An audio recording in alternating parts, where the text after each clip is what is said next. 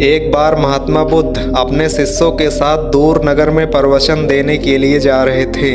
रास्ता जंगलों एवं खेतों से होकर उस नगर तक जाता था। गौतम बुद्ध और उनके शिष्य एक खेत के पास से गुजर रहे थे और तभी सभी शिष्यों ने ध्यान दिया कि एक खेत में बहुत सारे गड्ढे खुदे हुए हैं, परंतु वह हैरान थे कि आखिरकार कोई व्यक्ति खेत में इतने सारे गड्ढे क्यों खोदेगा और प्रत्येक गड्ढे का आकार भी बहुत बड़ा था। सभी शिष्य आपस में बात कर रहे थे, परंतु किसी के पास इस सवाल का जवाब नहीं था। परंतु गौतम बुद्ध के प्रिय शिष्य आनंद ने बहस करने से अच्छा गौतम बुद्ध से इस बारे में पूछना ज़्यादा अच्छा समझा।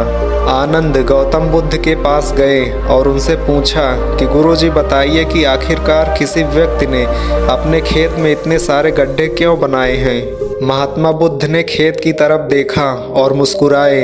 तब उन्होंने सभी को रुकने का आदेश दिया। महात्मा बुद्ध ने खेत की तरफ हाथ करते हुए बताया कि उस खेत का किसान अपने खेत में कुआं बनाना चाहता था, जिसके लिए वह गड्ढा खोद रहा था, परंतु उसे पानी नहीं मिला। कुछ दिनों तक मेहनत करने के बाद उसका धैर्य टूट जाता था और उसे लगने लगता था कि यहाँ पर पानी नहीं है।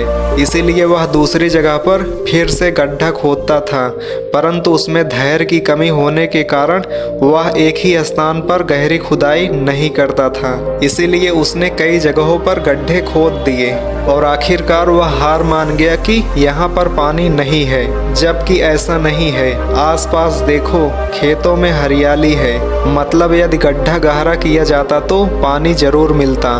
उसे किसी भी गड्ढे से पानी की प्राप्ति नहीं हुई क्योंकि उसमें धैर्य की कमी थी। यह बात जानने के बाद शिष्यों को समझ आ गया कि जीवन में धैर्य का होना कितना जरूरी है। इस कहानी का यह निष्कर्ष है कि जीवन में धैर्य और निरंतरता को होना बहुत जरूरी है। अगर हम हर प्रयास को अधूरा छोड़ देंगे तो सफलता प्राप्त नहीं होगी और एक समय ऐसा आएगा जब हम खुद पर पछतावा करेंगे। इसलिए निरंतर प्रयास करें।